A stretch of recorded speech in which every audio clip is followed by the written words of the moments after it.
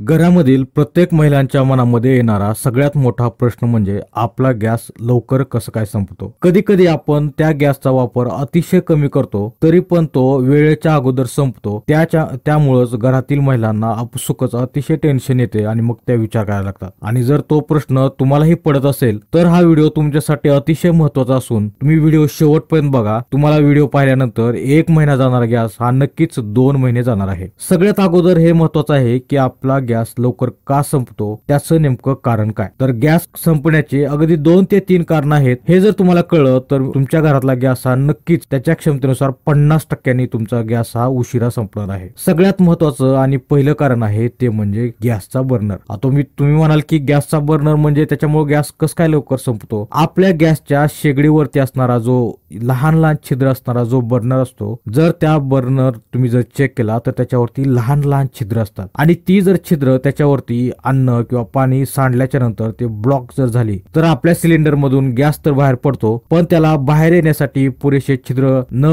मिळाल्यामुळे काय होतं की तो खालीच जातो आणि आपल्याला जी मिळणारी ऊर्जा ती कमी मिळते। त्याच्यामुळे गॅस काय होतो की लवकर संपतो। हे सगळ्यात महत्त्वाचं कारण आहे। आणि दुसरं कारण आहे ते म्हणजे लिकेज। बऱ्याच स्त्रियांचं किंवा महिलांचं असं म्हणणं असतं की गॅस जोडला किंवा संपत आला की गॅसचा मोठ्या प्रमाणामध्ये वास येतो। पण तुम्हाला माहिती आहे का गॅसचा वास येण्याचं नेमकं कारण काय आणि त्याच्यामुळे तुमचं नुकसान काय होतं। गॅस लिकेज झाल्यामुळे तर आपल्या सगळ्यांना माहितच आहे की तो ज्वलनशील पदार्थ आहे आणि त्याच्यामुळे आग लागण्याचा धोका मोठ्या प्रमाणात असतो। पण त्याही पलीकडे जाऊन लहान लहान प्रमाणामध्ये गॅस गेल्यामुळे तुमच्या सिलेंडर मधला गॅस संपून जातो आणि तो वेळेच्या अगोदर संपतो। त्याचं सगळ्यात महत्त्वाचं कारण आहे ते म्हणजे आपण गॅस सिलेंडरच्या वरती जो रेग्युलेटर लावतो, जर तो रेग्युलेटर खराब झाला असेल किंवा त्याचं स्विच जर खराब झाला असेल तर हळूहळू प्रमाणामध्ये गॅस संपतो आणि आपल्याला त्याची आयडिया सुद्धा येत नाही। त्याच्यामुळे जर तुमच्या घरामध्ये सिलेंडरचा वास येत असेल, जर त्याच्यामधून काही लिकेज असेल तर तुम्ही त्याला वेळीच चेक केलं पाहिजे। त्याच्यानंतर 3 नंबरचं कारण आहे मित्रांनो ते म्हणजे बर्नर। आपल्या गॅसवरती असणारा बर्नर जर तुम्ही मोठ्या आकाराचा लावला तर त्याच्यामुळे काय होतं की आपल्याला जी मिळणारी ऊर्जेची क्षमता आहे ती कमी मिळते। जर त्याच्यापेक्षा जर तुम्ही लहान आकाराचा जर बर्नर वापरला तर काय होतं की बाहेर पडणारा गॅस कॉन्सन्ट्रेट झाल्यामुळं एकत्र आल्यामुळं ऊर्जा जास्त प्रमाणात क्रिएट होते आणि त्या प्रमाणामध्ये त्याला लागणारा जो सिलेंडरचा सप्लाय आहे तो सिलेंडरचा सप्लाय किंवा गॅसचा सप्लाय कमी लागतो। त्याच्यामुळं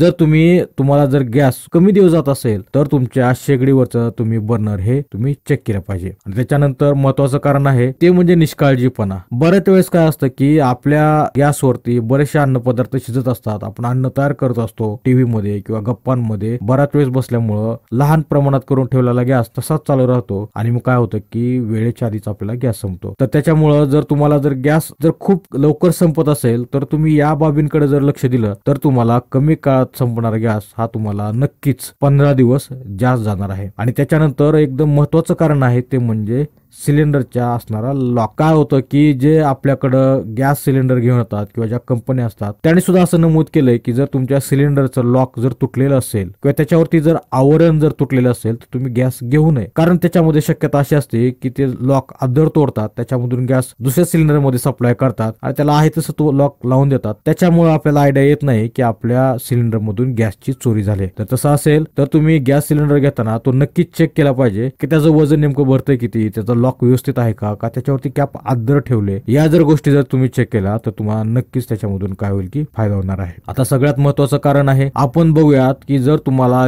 गॅस जास्त दिवस जर घालायचा असेल तर तुम्ही काय केलं पाहिजे। आता तुम्हाला कारण तर नेमकी कळाली, पण त्याचं सोल्युशन काय हे आपण केलं पाहिजे। एक आहे, आता तुम्ही समोर व्हिडिओ बघताय तर व्हिडिओ मध्ये तुम्हाला सहजच दिसतंय की जर तुमच्या गॅसच्या शेगडी समोर जे असणारं बर्नर आहे जर त्याचे जे लहान लहान छिद्र आहेत तुम्ही जर ते सुईने जर स्वच्छ केली आणि ब्लॉकेज झालेले ते जर तुम्ही छिद्र मोकळे केले तर तुम्हाला जास्तीत जास्त प्रमाणामध्ये गॅस बाहेर पडण्यासाठी जागा मिळणार आहे आणि त्याच्यामुळे काय होईल की तुमचा गॅस अतिशय कमी जाणार आहे। कारण हल्ली काय होतं की ते ब्लॉकेज झाल्यामुळं जो फ्लो जो आहे आगनीचा तो काय होतो की बाहेर पडत नाही। मग आपण काय करतो की गॅसचा सप्लाय वाढवतो, आपण गॅस फुल करतो आणि मग काय होतं की तो लवकर लवकर संपून जातो। त्याच्यामुळे तुम्हाला काय करायचंय की त्या बर्नरला असणाऱ्या छिद्रामधून वेज रिकामे करायचे जेणेकरून आपल्याला सप्लाय मिळणार आहे। आणि दुसरं एक महत्त्वाचं कारण आहे ते म्हणजे म्हणजे ज्या गॅसच्या शेगडीला खालनं जे नॉब असतो. नॉब म्हणजे काय, आपण जे सिलेंडरला जो पाईप जोडलेला आहे तो आपल्या शेगडीमध्ये जिथून आपल्याला सप्लाय भेटतो तिथे एक नॉब असतो आणि मग त्या नॉब मधून काय होतं की आपल्याला गॅस